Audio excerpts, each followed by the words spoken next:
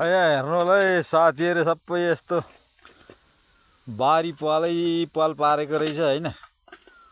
यहाँ चाहिँ अब यो के गर्ने भनेर यस्तो गरेको भन्दा चाहिँ यहाँ चाहिँ बोधिचित्त भन्ने अहिले चाहिँ किसानहरूको लागि यो लेटेस्ट बाली आएको रहेछ। यो बोधिचित्त रोप्नको लागि चाहिँ यस्तो गर्नुपर्दछ है साथीहरू। ल कस्तो लाग्छ यहाँहरूलाई बोधिचित्तको बारेमा जानकारी कतिको छ भने यसो बताउनु पनि होला। अनि यो बोधिचित्त रोप्नलाई चाहिँ यस्तो बनाउनु पर्दो रहेछ कि नबनाउँदा पनि हुन्थ्यो, यसो बताइदिनु न।